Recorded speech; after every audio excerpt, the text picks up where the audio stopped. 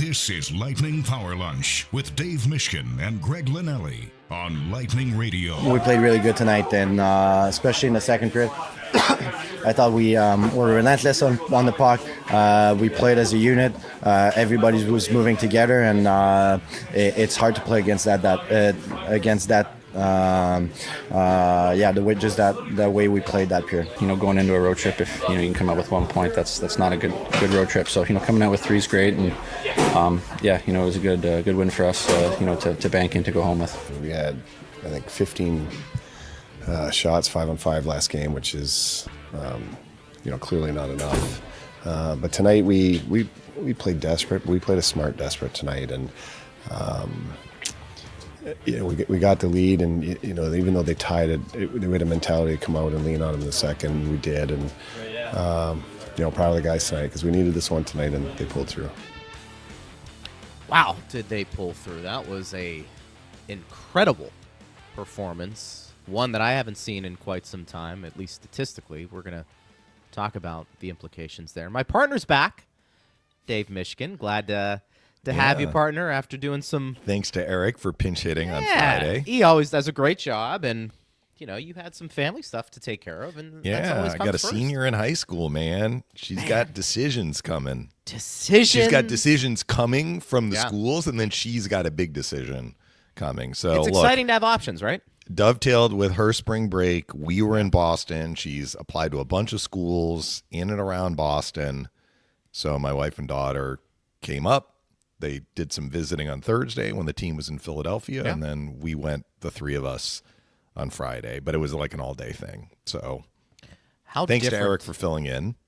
No, we definitely appreciate that. How different is the college process from when you were in college? We could probably do several shows on that. Well, the big difference, and I know this is true for me, and I think it was probably true for you too, depending on how many schools you applied to. Yes. When I was applying, you did a different application for every school, which kind of dissuaded you from doing too many applications. Like every single one was different.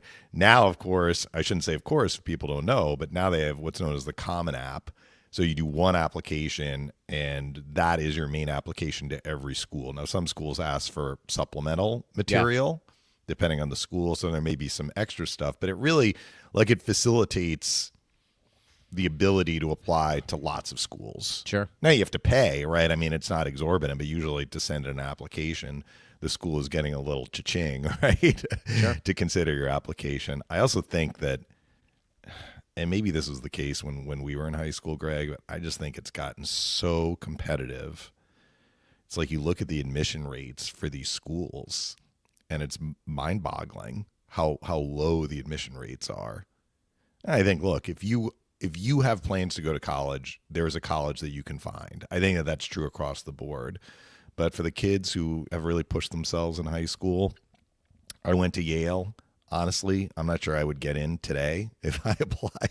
Based on what I know about myself in high school, it's just gotten super, super competitive for the kids who are striving high. Let's put it that way. It doesn't have to be an Ivy League. It includes those schools. But, I mean, UF, I shouldn't say it like that. I mean, UF is a great school, but I've heard from people around my daughter's age, it's just gotten extremely difficult to get into Florida, harder now than it was maybe a generation ago. And if we have listeners who went to UF, they would know better than me. And you also think, too, with the NIL today, with athletics and how that's changed the athletic side. It is really revamped. It's like college athletes are almost free agents. They really are. I mean, it's completely different 40 years ago. I'm sure before, if you were a great athlete, you got a suitcase of money and said, come on and play for us. And now it's more out in the open. But I just think that process has changed completely, and you're going through it. I don't want to rush time with my girls and Enzo, but at some point, that's going to get there, and it's going to be like, man, I don't even know what it's going to look like 10 years from now. I'm sure it'll change even more, but an exciting time. And we obviously wish you and your daughter luck. And she's already gotten into some schools, so it's not like she doesn't have a place to go next year. But of course, look, she's interested in some of the schools in Boston, and she's going to be hearing in the next few weeks. And and we'll see. I should point out, as a Yale grad, though, she had no interest in applying to Harvard. So no offense to Alex Killorn or anybody else who has ties to that fine university. She applied to other schools in Boston. That's okay. Speaking of Boston, you want to get into the game? Because the Lightning could have gotten into any school if they submitted as an application their performance on Saturday. They would get admitted with a full ride. I mean, that was about as good as it gets. I mean, incredible. Was that the full 60? It wasn't the full 60 because last couple of minutes of the first period, the Lightning had some issues, and they did give up 2 goals. But that's one of those games where you would say, I mean, Dave, that's as good a game as you're going to get. Yeah. Really, in the regular season, to not have a team record a shot is just, I mean, you don't see things in sports like that. I thought there were areas of the Lightning's game in which they absolutely excelled, especially in the second period. Yeah. And maybe the way to look at this game is to kind of look at those elements and then the other elements. So the stat line is mind-boggling and mind-blowing. So, I mean, look, they outscored in the second period I'm talking about. They outscored the Bruins 3-0 in the second period. That's a good period, but, I mean, it's not particularly noteworthy. Outshooting a team 21-0 is noteworthy. It's only the third time in franchise history that the Lightning have held the opposition to 0 shots on goal. And it has not happened with me as the radio broadcaster until Saturday. That tells you how rare it is. I mean, I've been here since 2002, 2003. So the other 2 instances happened prior to that. Very, very difficult to do. But the one that jumps out at me the most, the attempts. Again, this is unofficial. I was kind of tracking it. They adjusted them after the first. They may have adjusted them again after the second. So if it's not this, it's very close to this. Shot attempts in the second period were 42-3. 42-3. So sometimes the stats, like these shot attempts, sometimes they give you an idea of possession. Sometimes they give you an idea of possession usually.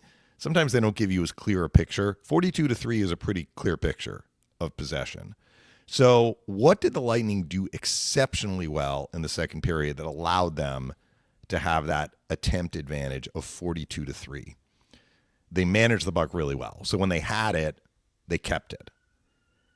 Their compete level to win puck battles was extremely high, and frankly higher than what Boston was bringing, which was kind of the opposite the week before, right? We were saying the Lightning got outworked. They did not get outworked on Saturday. They did not get outworked in the second period. So there were a number of instances when the Lightning had the puck in the offensive zone. Maybe there was a shot and it wasn't a save and a cover-up by Swayman.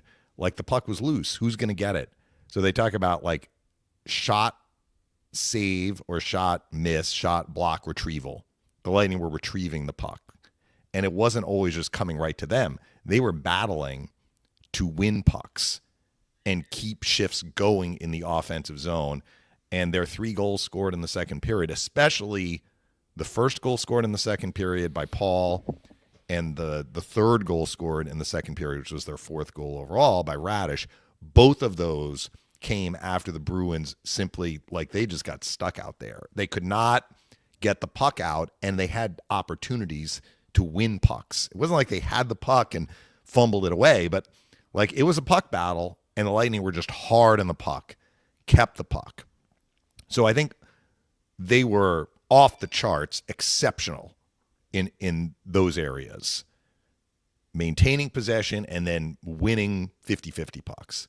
The other part of the game in the second period especially that was very, very strong, they closed off Boston quickly.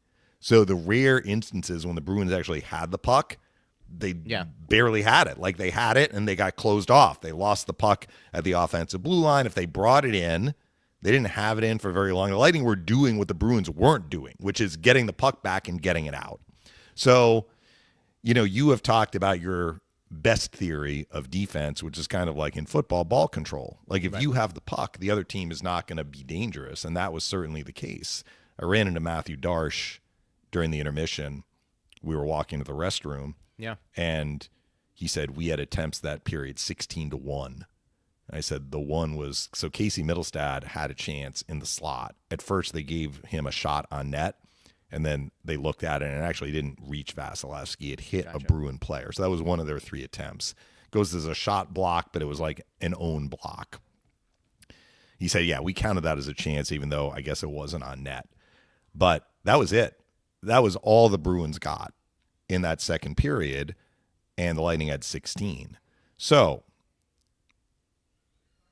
puck retrieval, puck management, and the ability to close off plays that Boston was trying to have before they materialized. That's how you have such a huge possession advantage. A couple of other points about the second period, though, that were not quite as dominant. And look, I'm very, very happy that they were that dominant in that regard. And it is one of 3 occasions in franchise history that they have accomplished this. And I don't know how long they've been tracking shot attempts, but I'm pretty comfortable saying the Lightning have never had a period in which they've out-attempted the opposition 42-3. So these are like... Incredible. Yeah, like once in maybe a franchise history type of numbers, or they're going to come around once a generation. For Matthew Darche to say they had 16 scoring chances when they had 42 shot attempts, they actually didn't have... They have had periods where they've had more dangerous looks. And I think part of that was the Bruins are actually hanging in there. I mean, best they could. There were chances. I mean, J.J. Moser had a couple right in front of the net, right? Nick Paul had a rebound early in the period. Swayman made a really good save. But it's not like the Lightning. Wasn't there a period where we talked about the Lightning were in Chicago? They had like 30 some odd shots. Yeah. That like particular period, I think they must have had like 20 scoring chances. I don't think the Lightning had, I mean, Darche said 16 scoring chances, and some of those were just like medium scoring chances. So as much as they dominated possession, it didn't necessarily translate into chance after chance after chance after chance after chance, but that's okay. I mean, they still did generate enough chances, and they scored 3 goals.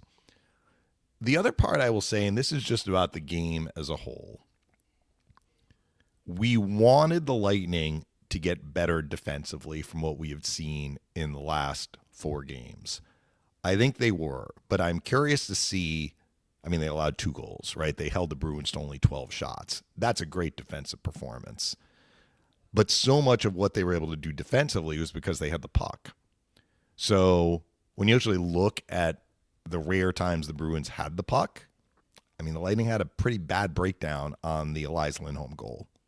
3 guys got mesmerized by the puck carrier Peak, who was not in a dangerous spot. He had weaved to the sideboards, and they lost coverage in front. So let's see as the Lightning move forward. The Lightning are not going to have games, as much as we like to say it, and that they would. They're not. I mean, 42-3 is not going to happen anytime soon again, I'm pretty confident saying. So when possession is more level, what are they going to do as far as taking care of business to limit chances? And I don't know if we got a clear answer to that just because they were so dominant with possession. So they've been a good defensive team without the puck this year, Greg. I believe that. It's backed up by the numbers and all of that. They've been less good in the 4 games prior to the Boston game. They had a very good game overall, a great game overall against the Bruins, and they limited chances against. But are they going to be able to lean on how they play without the puck and how they handle the rush, which has been an issue prior to the Boston game, as we get into these subsequent games, particularly as they go on the road on a pretty tough trip, Dallas, Utah, and Vegas. They're going to be tested there. So I hope that this game springboards them back to the level that we wanted to see from them.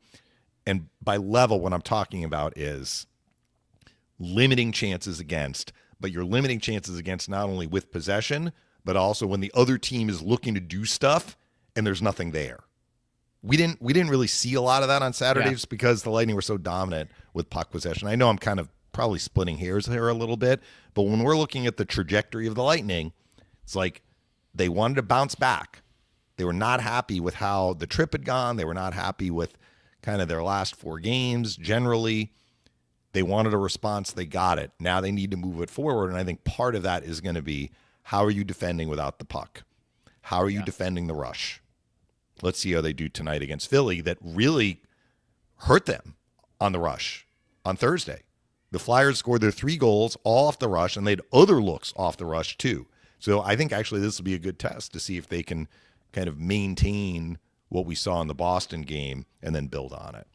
I think it's a valid point, and I just want to speak to a couple of maybe key moments in the game where it was still a game that maybe you certainly can share some insight on as well, because it felt like when he needed to be, and I know that the save percentage isn't going to look great, but I thought Vasi was pretty good in that first period when he needed to be, and he made some good saves. McDonough, right, had a saved really a breakaway from Pasternak.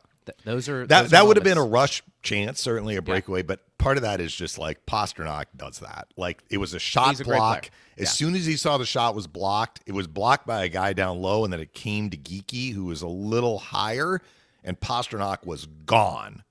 Very tough to defend, to prevent the pass from being completed. Like unless somebody is in the way, Pasternak is probably going to get a chance there, and McDonough kind of saved the day with, I mean, that is an incredibly difficult play to make without actually taking a penalty, which he was able to do. Yeah. I think that makes some sense about your comment with Pasternak. He's going to do that to a lot of people, but, you know, Ryan McDonough is going to do that to a lot of people too, you know, and have that defensive play. So I thought that was all include that in the effort. When you say start taking a look at the final score against the Bruins, I thought, and I think you asked me this question in the postgame, Nick Paul's line was really good. Yeah. I mean, Nick Paul, I highlighted him just because I thought he really did stick out. His size was noticeable, you know, in on the forecheck, making some plays, and that's kind of what he can do on a regular basis. And I try not to get too caught up in the line combinations. I know there are certain lines we have seen partner over the course of the season that make more sense than others. But I also understand the personnel, depending on how that line is going, may be switched up. And we've seen that from the first line to the fourth line to a degree. And the 11 and 7 invites more mixing up. Yeah. Which the Lightning used on Saturday. For sure. I just thought that line was really good.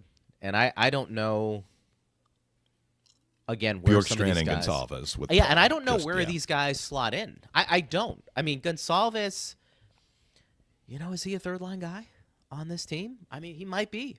He's winning his puck battles. He's showing puck poise. He's making plays. He's on another 3-game point streak, which matches his earlier high, where he had assists in 3 straight games. This streak, he has goals in 2, and then he had an assist in the game against the Bruins. And Bjorkstrand's a smart player. I think he's still kind of finding his way a little bit, which I think is understandable. I mean, they have him on power play 1. He hasn't really had a chance to show off that shot in the last couple of games. Some of that is due to the fact the Lightning haven't had a lot of power play chances in the last couple anyway. I think they had 2 against the Bruins and maybe 2 against the Flyers, if I'm remembering correctly. And they only had 1 against Carolina that was right at the beginning of the game. So on the road trip, the Lightning only had, what do they have, 5 power play chances. There have been games where they have 5 in a game, right? So they're not getting a lot of reps, and he would be part of that. But I think that he is slotted in well with Gonçalves and Paul. And I agree, on a night when the Lightning really dominated, and everybody was pulling on the rope, that line was especially noticeable. I mean, it was because they did such good work to hold the puck in, and they were out on the ice for those 2 goals I talked about. Paul scored to make it 2-1, and then they were out there on the Radish goal for 4-1. You know, it's funny. It's like I still don't know where Gordon Bjorkstrand slot in here. Yanni's been playing with Gensel and Point. I mean, is that where we want to go? You know, we in fairness, we were talking about. I'm just looking through some tweets here, so bear with me here as we discuss. But you know, Gord today is not the same player as Gord 3 to 4 years ago. You're asking him to play in a top 6 role. Maybe he can do it, and maybe he is just strictly you're that third wheel, and your job is just basically to create chaos. Which happened on the Hedman goal. Goal. So that's kind of Bjorkstrand's more of the I've got the skill, I've got the shot. If somebody can set me up, I think I can I can produce. But where's that going to come from? Is that going to come from a top six, or is Gonçalves and Paul enough in terms of get on the puck, create some separation, Bjorkstrand's the finisher? I don't know. I don't know if the Lightning know, though. Do you? And we're kind of in this. It's not a bad problem to have. I'm just, Coop here we is are. going to keep mixing. I do believe he's going to keep mixing, and not just like he'll mix when the team isn't winning. He mixes less when the team is winning and playing well. Yes. But I think given the fact he's got 2 new guys coming in, even though Gord is a returning player, I think we're going to see some experimentation. I would agree. I think that's fair. And I think we sometimes get so caught up in how a line's going to look and who's on it that you do have to let it play out. And look, these combinations it might not make sense until the playoffs start. Maybe they find an opportunity where it's a completely different collection of players that we hadn't seen before. Yeah. I don't know. But I just thought they stood out. I think Nick Paul continues to have a very solid year. And I think, Gonçalves' ascension, maybe that's the wrong word, but his development at this level producing is something that I don't know if the Lightning could have counted on this year, but it's been a nice surprise. And he really hasn't gone a ton of games where he hasn't done something offensively to impact a game. I don't know if you disagree with that or not. But no, I do agree. It's been positive. It's been Yeah. very positive. I mean, it's interesting. Over the last 4 games, which like the Lightning beat Buffalo 6-5, and so they got offensive production up and down the roster, but they were not happy with how they played defensively. So if you look at the last 4 games, including the Boston win, Brayden Point has 0 points.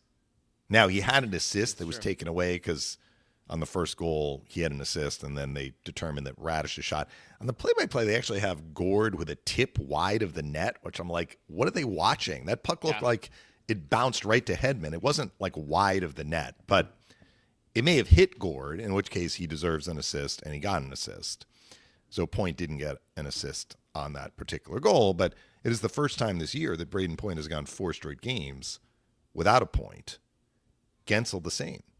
Jake Gensel has gone 4 straight games without a point for the first time this year. And Kucherov, who missed one of the games due to illness and then missed the 3rd period against Carolina, so he's only played in 3 of the 4 games. He has 1 assist, and that was on Hagel's empty netter. And they haven't played together exclusively or entirely during this time frame because Kucherov's been seeing time with Cirelli and Hagel. But it is interesting that, the Lightning, at least during this little mini stretch, are kind of relying on guys other than their top guys to score. Right. And look, they were missing some offense. Certainly they got shut out against Boston. They only had 1 goal against Carolina, but they scored 3 against Philly. And they scored 6 against the Flyers with a couple of empty netters. And so you've got, 9 goals in the last 2 games, and you don't have a point from either Brayden Point or Jake Gensel. So you can look at it one of 2 ways. It's like, you'd like to see those guys produce, but at the same time, it's nice to see that they're getting production from guys other than Point and Gensel and Kucherov. I'll include him in there because if not for the Hagel empty netter, he wouldn't have had a point. Good to see Cirelli get a goal too. Yeah, I know he was it a little snake bitten. 10 games without a goal. That always feels good. And he established career highs in goals and points. Yeah. So I'm wondering if he takes off, a little bit after this, because I think again it's kind of like that shooter who's in a slump. You get to the free throw line, you see that ball go in, even though you're at the free throw line. Just mentally seeing something happen in a positive way is impactful for Cirelli. I think that could have the same effect. Obviously, time will tell. Hopefully tonight we'll see more of it. But I thought, having a couple of goals and the way he did it, that has to give him, I don't want to say rejuvenation, but a little more oomph here as we get closer to the standings. And, the other thing, too, big picture in this game, I don't know if we think Boston is a playoff team considering some of the changes they've recently been through, not only this year, but over the last couple of years. They were how many points out of a playoff spot? Only 2, but they had a lot of teams to jump over. They did. They were on the wrong side of the games played. That is correct. kind of stat relative to teams around them. But they had a heartbeat. They had a heartbeat. And they still have a heartbeat. I mean, it's just now gonna be wild hard. card one is starting to get a little bit more out of reach because Ottawa's on an extremely hot run. They won 6 in a row. Yeah, right. for sure. So they are knocking on the door for the 3 Atlantic teams. What that means, that's good news for Ottawa. Either they get into the top 3 or they establish a gap between themselves and the 9th place team. But wild card 2 is still up for grabs, certainly. And the Bruins are within striking distance of getting there. But the roster has been decimated. Yeah. I mean, there's no other way of putting it. In terms of, like, the players they moved out. I mean, they're not playing shorthanded, but they just don't have the same level of caliber, honestly, that they had before the deadline. Doesn't mean that they aren't going to work hard, and I'm sure they're going to have a bounce-back performance in their next game because this game will not sit well with them. You know, having 0 shots in a period and getting booed off the ice basically at the end of the game. That's always tough. That is tough. So they have pride, and they'll bring their work boots in the next game. But yeah, when you look at the other teams that are vying for that wild card 2 spot, I mean, they seem to have more depth, honestly, and more Who do you like? breakers. Who do you like that number 2 It's spot? a hard one. I mean every team's got a flaw at that point. And Columbus has hit a little bit of a slump. I was very impressed with Columbus, you know, when the Lightning saw them. But you lose 3 in a row or 4 or 5, and you can stumble, and they have stumbled. So it is very much up for grabs. Rangers are in the mix. Columbus is still in the mix. Montreal has elevated. Montreal's in the mix. So there's no team you trust. I mean, I think Philadelphia lost after they beat the Lightning in a shootout. So they had a 7-game homestand. They went 1-6. That is tough. And Pittsburgh is too far back. So I think we look at Philadelphia, Pittsburgh, and Buffalo. So knock those teams, off your list, if you will. Right. So that means there are 5 other teams in the Eastern Conference that will miss the playoffs. I think Boston is going to have a hard time keeping pace. And no offense to them, but just based on where their roster is right now. So that leaves 4 teams vying for a spot that they will not get. Right. And it's up to you. Like, how much stock do you put in what Montreal has done since the 4 Nations? Where are the Islanders? Where are the Rangers? Columbus? I'm forgetting a team. Clearly. I got to go to the standings. Well, no, there's Montreal, there's Columbus, there's Detroit, right? Detroit was the right other in team, there. right? Yeah, so they had a shutout win. Yeah. So it's close. Yeah. I mean, the Bruins, as it stands right now, are 4 points behind the Rangers for wild card 2. I think they're going to have a hard time keeping pace. Islanders are in the same boat, but the Islanders have played 2 fewer games. So look, I mean, these teams are kind of teetering on the edge here. And there's a 5-point gap between Ottawa and wild card 1 and the Rangers and wild card 2. So to me, unless Ottawa goes in a slump, and remember what I said, Ottawa finishes with 8 of 9 at home. So they're setting themselves up, the Senators are, to get into the playoffs. No 2 ways about it. That leaves the rest of the pack, and they're going to be battling for, in all likelihood, 1 spot. It's a shame. Some of those teams may have a Columbus situation and lose 4 or 5, and then it's going to be too late. They're not going to be able to get in there. Too many teams to jump over. There's questions about Jersey, at this point too, because they're kind of hanging on a little bit. I mean, they're in 3rd place in the Metro, but they've got 78. Their point situation though is good. Like, they would have to really struggle to fall into 9th. I mean, is it possible that they could fall into a wild card spot? I mean, one of those teams, because wild card 1 is occupied by Ottawa. So Ottawa catching New Jersey is not going to have any impact on New Jersey staying in 3rd. It would have to be another Metro team. And those Metro teams, are 6 to 8 points back of them. So it would take one team to reach them, and even then they would be in a wild card position. They would have to get passed by 2 teams. They're in a good spot, even though look, they lost Jack Hughes.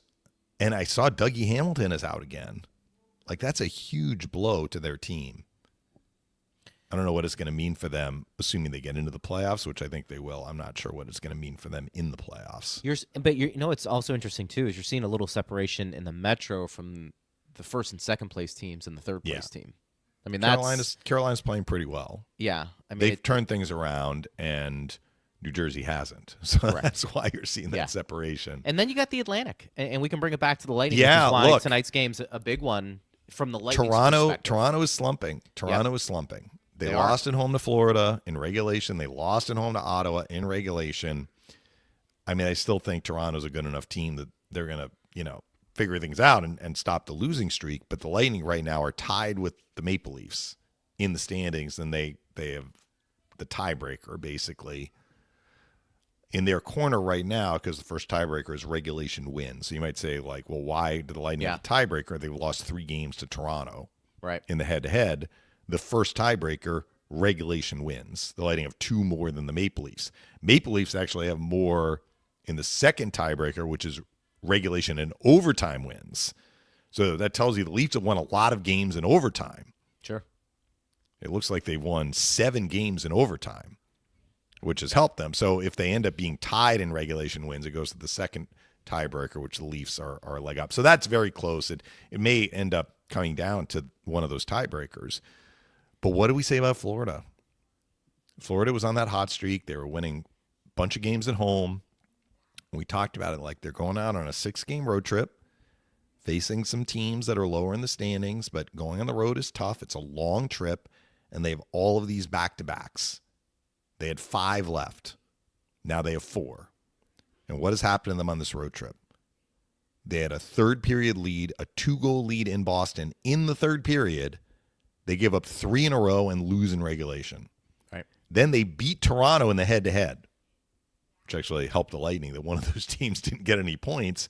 And then they have a back-to-back at Montreal, at Islanders. And you can go back and listen to the show last week. I was talking about that is not an easy back-to-back. It is a long trip. When you have to leave Montreal and go to the United States, it is longer than leaving any other Canadian city and going to the United States unless you have to fly a longer distance. I just mean getting out of Canada takes longer. Islanders were waiting for them, rested. So the Panthers lose in Montreal. They go to the island. They're up 2-0 again in the third period. But I think they had like 11 shots through 2 periods. They were running on fumes. And the Islanders, they need points desperately. What happened? Islanders overwhelmed them, scored 4 unanswered in the third period. So that's 2 games on this road trip, Greg, where the Florida Panthers have had a multi-goal lead in the third period. Multi-goal lead. And come away with 0 points. Travel is tough in the NHL. This is a tough stretch for the Panthers. And they've taken some hits, and it has helped the Lightning. They're 4 points back with 2 games in hand. Yep. It is there for the Lightning. If the Lightning can go on a run, they can get into first. Looked a little different after they, were in their own little skid, right? And the Panthers were winning a bunch of games. Panthers still have 4 sets of back-to-backs. That's a lot left. That's a lot. That's a lot. Yeah. That's a lot of stress. That's a lot of maybe getting teams at the wrong time, particularly that if you're the Panthers, that second game of a back-to-back, Ekblad's out. These are things. These are things that do add up. Matthew Tkachuk is still out. Yeah, I mean, that doesn't mean Florida can't win, and Florida's not in danger of not making the playoffs. But if you believe, like I do, that this year, where you finish when it comes to the top 3 of your division means a little bit more, then you're going to be keeping a closer eye on some of these things. Because they take on, who's their next game with? Columbus. Yeah, and Washington. Those are the final 2 games of the road trip. So I think Doug Plagans told me, I'm not sure if this is accurate. I think he said they were coming home during the trip. So this would be the time. I don't know when they play Columbus, but if it's like Thursday, maybe that made sense for them to come all the way back to Florida before they go to Columbus. Yes, they do play on the 20th. So they'll have a couple of days to kind of get reset. but they're going to be facing a very, very desperate Columbus team because Columbus was in wild card 1, and now Columbus is on the wrong side of the cut line. Columbus has to turn things around, and Washington is Washington. I mean, Washington has been the best team in the East all year, so we'll see what happens. It makes it interesting, and then the Lightning are just kind of lurking around. They've got 2 games in hand on the Panthers, and again, this is why tonight's game is so important. It's not because it's against the Flyers, although that is in many ways very true because they are lower in the standings. So you want to take advantage, and I think you would want to atone for the loss you had to the Flyers. The other night. I mean, it was a loss. It was a shootout loss, right? It just doesn't. I mean, I wasn't on the show with you guys on Friday, so I didn't give you my thoughts about that game. Well, give me your thoughts. But I think so there were 2 problem areas for the Lightning, and we heard a lot about one, which honestly was less bothersome to me than the other. But the 2 problem areas were, I didn't feel that they took a step forward defensively as much as we wanted them to, because they were giving up chances off the rush. Their rush coverage was not good. Now, against Carolina, they fed the Carolina attack on some level with turnovers. Against the Flyers, a lot of those Philadelphia rushes were not, they didn't start with a turnover. It was just the Flyers, made a pass, made another pass, and then they got a chance. Bobby Brink in particular made a couple of plays, nice finishes on both. So the Lightning had defensive problems in that game. And then in the third period, after Atkinson tied it, the Lightning had really tough sledding. They were just, it wasn't even so much the rush coverage part of it. They were not executing well to have the puck. So they actually were under stress, and they kind of managed to get their way through it with an assist to Johansson, who had some key saves in the third period after Atkinson tied it, once it was 3-3. So that to me was the bigger issue, because no matter what they did offensively, it was another game in which they allowed 3 goals. And we've talked about it. When they were rolling defensively, if they were allowing 3, it was in a game in which they had a fairly substantial lead and the other team chipped away. If the game was close, usually the other team was not getting to 3. So this Philadelphia game, they had some defensive problems, and again, they gave up 3 goals. The other part of it, which was what we heard a lot from Coop and the players, and something they tried to correct in the Boston game, which they did, was passing up opportunities to shoot. Coop even said in the clip that Steve played at the start of this show, comparing the Boston game to the Philadelphia game, he said, we only had 15 shots on net 5-on-5 against Philly. That's not enough. Fair enough. And I think the Lightning were guilty of trying to make the extra pass and passed up opportunities to shoot. So they tried to correct that. And they did against Boston, because they had, over 90 shot attempts in the game. 90. And had 40 shots on net. I mean, they dominated possession, so they had lots of opportunities to shoot. But to me, it kind of comes back to, what are they doing defensively? What sorts of, how many chances are they allowing, and what are the sorts of chances they are allowing? And I think that they got through that game and got a point. Yeah. Even though it was not a great defensive performance, it wasn't a great defensive performance, but it wasn't even to the defensive standard that I think they're going to need to be at. I mean, stating plainly, it just wasn't good enough. If they're going to go anywhere in the playoffs, they need to play better defensively than they did last Thursday against the Flyers. Yep. So understanding they passed up some opportunities to shoot, which could have given them more offense. Yeah. They did rally in the third period.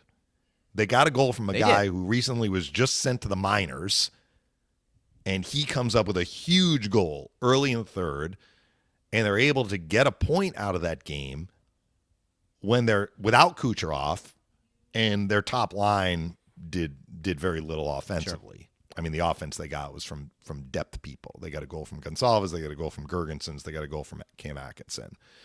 And then, even though they were kind of facing a headwind in the third period, I thought that they navigated through it. So I thought Johansson, even though he gave up 3, and then he gave up 2 in the shootout, he was a big reason why the Lightning were able to get a point out of that game, and it stopped the regulation loss bleeding. So it was a little bit of a half and half, right? Sure. But the half that wasn't where it needed to be was what kind of lingered with me, because I think we're we are confident, Greg, that the Lightning are going to make the playoffs. We are confident that they weren't going to go on like a 7-game regulation losing streak. Sure. They were going to find a way to get some points. They found a way to get a point against the Flyers. Where was their game at, though? Their game needed to elevate, and it certainly did against the Bruins. Yeah, 100%. So as we looked at tonight's game, what do I want to see? I don't want to see these sorts of rush chances against. I don't want to see Bobby Brink open with a chance to score. I don't want to see Ryan Poehling left completely open in front of the net. Yeah. Yeah. I don't want to see that. I don't I'm think sure John Cooper doesn't want to see it either. I don't think John but it's Cooper like, doesn't want to see it. where's the Lightning's defensive game at? You know, earlier in February and even in January, as we talked about, you know, those sorts of plays weren't really happening on a regular basis. Fair point. The first Brink goal. Yeah. So look, on the second Brink goal, the Lightning had a D caught up ice, and Atkinson is back defensively, kind of in a tough spot, and he stumbles. Mm-hmm. All right. It was a little bit of bad luck there. There was a guy covering, but that guy was not a defenseman. He was on his wrong side. He's a righty on the left side of the ice. Brink can fly, and Atkinson stumbled. Okay, that happens. The first goal, though, the Lightning are back defensively, and every one of their guys, I think the fifth guy was coming back still through the neutral zone. Was it Bjorkstrand? I think Bjorkstrand was trying to get there and couldn't quite do it, but the other 4 guys were all slanted to what was basically the wrong side of the ice, where the 2 Flyer forwards had the puck. And there was a lack of an awareness of where the danger was coming from, which was Brink on the other side. Right. That was a mistake that was avoidable. Brink should not have been that open off the rush. And that was guys getting mesmerized by the puck. Brink again on the Poehling goal. He takes it into the corner. The Lightning get mesmerized by the puck carrier and are not aware of Poehling in the most dangerous spot on the ice, standing less than 5 feet from the top of the crease with nobody around him. Correct. You know, those are the sorts of mistakes that you don't want to see down the stretch from the Lightning. We saw them on Thursday. So tonight, I don't want to see those sorts of mistakes.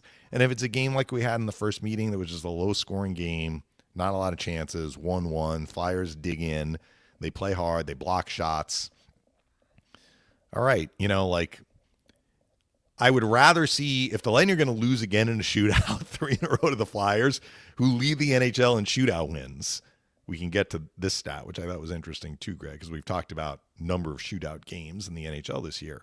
If the Lightning are going to lose a 3rd in a row to the Flyers in a shootout, I'd rather have it look like the first game where the Lightning were kind of flat offensively, but did a reasonably good job of limiting chances, than the game last week where they had to score 3 just to get a point out of it. So the Flyers are tied for the league lead with 19 games that have gone to overtime this year. There are, I think, 2 or 3 other teams that are at 19, but they have played 8 that have gone to the shootout. So of their 19 overtime games, 11 have ended in overtime and 8 haven't, and they're 5-3 in those shootout games, including 2-0 against the Lightning. Lightning have only had 3 shootout games this year, and they've lost 2, both to the Flyers. So I'm not sure why, unless it's just a mentality, because we've had the 3-on-3 for a while. Why are we getting fewer shootout games? Are teams going for it more? I'm not entirely certain. I think the league wants this. The league wants fewer shootout games, which is why they went to 3-on-3. But I think the last couple of years, I mean, we've had 3-on-3 since 2015. Yeah. So I don't have the answer. All I'm telling you is looking at the stats. For the league leader to have 5 shootout wins and that's it, tells you we've not had a lot of shootout games this year. Most games that go to overtime are ending in overtime. That's a good point by you. Thomas says, with Florida and Toronto stumbling this weekend, they've opened the door for the Bolts to take the Atlantic and avoid having to play them both in the playoffs, or both of them in the playoffs. What kind of pace do you think they need to do this? It's up in the air, Thomas. I mean, we talk about the 96-point pace to get in the playoffs. I think based on where Wildcard 2 looks right now, the team that gets Wildcard 2 will be below 96 points. So putting it another way, if the Lightning can get to 96 points, I think that they are going to clinch a playoff spot for sure. It is just way too close, though, to handicap this thing. I mean, we told you about Florida's tough schedule. Toronto had a lot of road games. When the Lightning saw the Leafs in January, I think Toronto had one more home game, and then they had some crazy stretch of road games. It was something like, I don't even remember, like 12 out of 15 on the road or something like that. I think that they've basically finished that right now, and they have a fairly even split down the stretch, but they're losing at home. They have Calgary at home tonight. So, too tough to handicap. And all of these teams have the same mix that we've talked about with like teams that are out of the playoffs, teams that are fighting for their playoff life, and teams that are basically in a positional battle. Like we're making the playoffs, but where are we going to finish? And just because you have teams that are like the Buffaloes or the Philadelphias doesn't mean that you're necessarily going to win them. I mean, the Panthers just lost. The Panthers just lost to Boston, as did the Lightning. Mm-hmm. So, Thomas also says, I went to UF back in the 90s. I would not make the cut for UF if I applied today. Florida doesn't even advertise for students as it's so highly regarded. Yeah. I mean, that's part of it. Good point, Thomas, and thanks for filling us in. In case you just joined us, we were talking about college admissions. And it feels like it's gotten more competitive. I'm sure at least for the what we'll call the higher end or well-regarded schools that a lot of high school seniors want to go to. And maybe the Common App has forced that, right? Like could be. Some kids are like, well, I finished my Common App. I'm going to put my hat in the ring for this school that maybe I wouldn't have applied to because I had to do a separate application previously. I can't remember all the applications I had to fill out. Did you had to do a different one for every school? I think so. Yeah, I did. Just, is what it is. Anthony says, I love puck retrieve on the power play. I understand relieving pressure by Gensel, but maybe do it 1 to 2 times and move in front because all the goals were scored with the screen. If the team is humming, lines are 38, 71, 22, 37, 20, 93, and then he has parentheses 41 next to Gonzalez's name. Paul is the third line center. No question, new guys look great. So thank you, Anthony. So Anthony is, we've been going back and forth for months with Anthony about like how to set up the power play. So thank you, Anthony, for acknowledging that like having Gensel not just be locked in front of the net makes sense. So look, I don't think we're that far off. I think he would like to see Gensel more in front of the net to take away the goalie's eyes more. And look, I like that. I mean, how did Radish score his 5-on-5 goal? Yeah. To make it 4-1. There was a double screen there. Right. It was Gonsalves and Bjorkstrand, in addition to, I think, at least one Boston defender. It's hard for the goalie to stop a shot he can't see. But, this is how the Lightning work their power play. And I agree that the power play, even though it hasn't necessarily gotten rewarded, because they haven't had a lot of chances, right? I think that just looked pretty good. I mean, they did score against the Flyers. Gonsalves, that was a weird unit, though, because they didn't have Kucherov available in that game, so everything was shuffled. Anthony has Bjorkstrand with Hagel and Cirelli in kind of his mock lineup in terms of the combos. We speculated, or at least I did, that we would see Bjorkstrand with Hagel and Cirelli and kind of give that a test drive and see how it looks. Because Bjorkstrand has played in a checking capacity before. Other than in one practice, though, I don't believe we've actually seen Bjorkstrand with those guys. Right. Unless it was an odd shift here or there when the Lightning were shifting things up. So right now, Bjorkstrand is on the third line with Nick Paul. But if Nick Paul is going to be your third line center, then you need somebody to play with Hagel and Cirelli. And right now it's Kucherov. Yeah. Which is why Gord is up with Point and Gensel. Anthony also says the key for this team in the playoffs is keeping the play in front of them, especially for Kuch and Point together. They need to start from D-zone, move with support through the neutral. If you remember that goal against the Avs when they sliced through the whole team. Lightning scored a lot of goals against the Avs this year, so I'm not sure I remember that one. I remember the geeky goal against Colorado. That was a beautiful goal. That was in Denver. So, Point and Cooch, 5-on-5.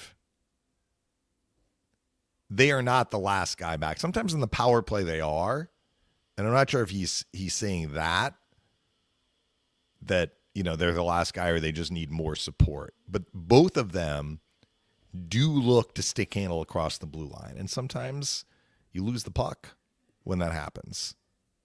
Most times they don't. So you have to be willing for that trade-off. Now, I think what Anthony's concern is if you lose the puck, what's coming back the other way? Like, where is kind of the rest of the team? Where are the other three guys to maybe, or four, if we're including whoever doesn't have the puck of Point and Kucherov? And when the Lightning were rolling defensively, which they've been doing for much of the second half of the year, and frankly for much of the year, I think they've handled those miscues of the offensive blue line better, certainly than they did last year. Lightning had some problems against Carolina, though. Yeah. Started the road trip, and it was the point line. It was just what Anthony was talking about, where they were trying to bring it up.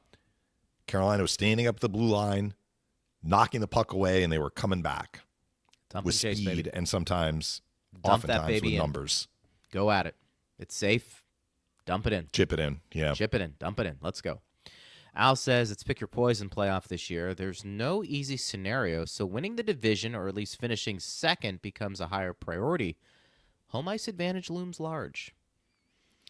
I don't disagree. I don't disagree with home ice. I think when things are so close, any advantage you hypothetically can gain during the regular season into the playoffs is advantageous. Would you rather play on home ice in a Game 7 than on the road?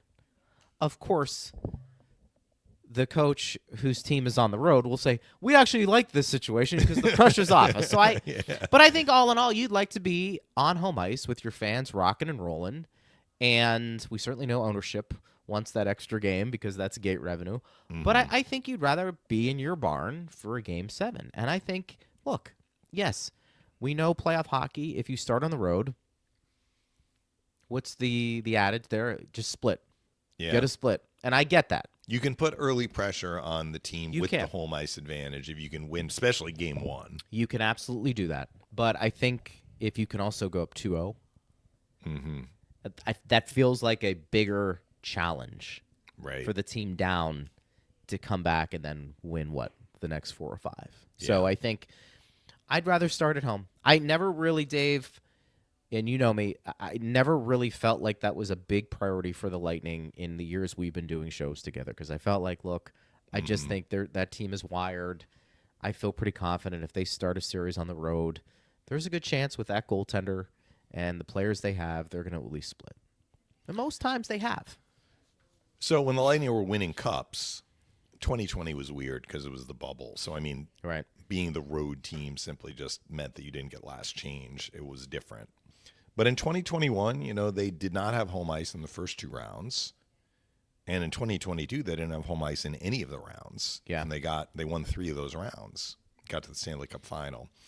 So was that Al who had that comment? That was Al, yes. Okay. So first of all, look, I'm not going to argue. I'm kind of going back and forth on this, Greg, because at first I was like, you get who you get. It's not going to be easy, which is kind of what Al was saying. Then you were like, you know what? Florida and Toronto have that pedigree that maybe the wild card team, whoever that wild card team is, doesn't have. Maybe with the exception of the Rangers, but the Rangers look way different than they do. The teams they've had that have gone into the playoffs and sometimes gone deep in the playoffs. So then I was like, all right, maybe there is an advantage to finishing first and let Toronto and Florida play each other. But now it kind of looks like where are Toronto and Florida? Like, are they playing the way they need to go into the playoffs? I think it still probably holds true that finishing first would be an advantage. It's not a guarantee that you're going to win that series, but there would be an advantage to having Toronto and Florida play each other in the first round, assuming Ottawa doesn't interrupt the party here, which is still a possibility. And that upsets the apple cart in terms of what we're saying. But if we are under the agreement and under the assumption right now that the top 3 will be the Lightning, the Panthers, and the Maple Leafs, yes, I still agree that there is probably an advantage for the Lightning to finish first, get home ice, and have those 2 other teams play each other. What I will say, though, Al, is we have seen enough examples in Lightning history, recent Lightning history, when the Lightning have gone through a regular season with a really, really good home record and a less good road record, put it that way. I mean, there were some years where they were still pretty good. There were other years where they were actually just average on the road. Thinking of 2023. They had a great home record in 2023 and struggled on the road. It was the first time they'd really had some problems on the road. They played Toronto in the first round. They lost in 6, but they did win 2 on the road. They won 2 of 3 in Toronto. They lost the 3 overtime games at home, which, again, you can make the argument that, you know, they weren't bad in those games at home, but Toronto made all the key plays at Amalie Arena. The other example I can remember is 2014-15, where I think at the time the Lightning might have set the record for best home record in franchise history. I may not be remembering that right, but for sure they had one of the best home records in the NHL. And they got to the Stanley Cup final, lost to Chicago. Go back and look it up. Their road record in that playoff year was much better than their home record.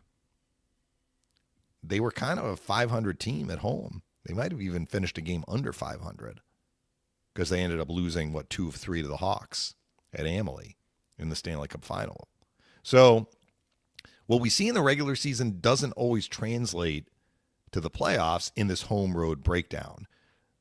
If you don't have home ice, you need to win on the road. But you know what? If you do have home ice, you also need to win on the road. Because there's no guarantee that you're going to win every one of your home games. So I put less stock into the whole notion that, well, they're a really good home team, which they are this year. Their home record has been better than their road record. But is that going to be a bellwether for what we're going to see in a playoff series? Not necessarily. Not necessarily. To win a playoff series, you need to be good at home and on the road. Yeah. You can have a clunker here and there because it takes 4 to advance or 4 to be eliminated. Right. But your level of play needs to be consistently high, no matter where the game is played. Yeah, makes sense. That I don't think anybody would disagree with that take, and we appreciate the question. We'll get some more tomorrow. We're going to recap tonight's game tomorrow as well. So if you want to weigh in, you can at Bolts Radio. We've got the game tonight, 7 o'clock, which means we'll be on the airwaves at 6:30 with the pregame. By the way, I just want to mention, Greg, the Lightning did an optional come to the rink, which is one reason why I'm doing the show from home. I didn't know how many players would show up. I mean, it was fairly well attended, but this wasn't an optional skate. This was an optional come to the rink. And they didn't practice yesterday. We flew back from Boston yesterday. So you might say, well, today's going to be a full skate. It wasn't. So I wonder if John Cooper is like, rest is a weapon. We're heading right back on the road. Wednesday, they leave. We leave for Dallas for another 3-game road trip. I wonder if this is just, we're home, but we're basically not even unpacking the suitcase. Right. So just take the morning, unless you want to come in. And I think 8 or 9 players did, including Vasilevsky, who's slated to start tonight. But the top guys, and really the Four Nations face-off guys, we were talking about that, all stayed home. So it kind of makes sense when you look at it from that standpoint. I will talk to you in a few hours, partner. Talk to you in a few hours. Yeah, glad to have you back. Thanks to Steve Ersnick and everybody who listened to the show today. And again, the game's tonight at 7. We'll be on the airwaves at 6:30. You've been listening to Power Lunch right here on Lightning Radio.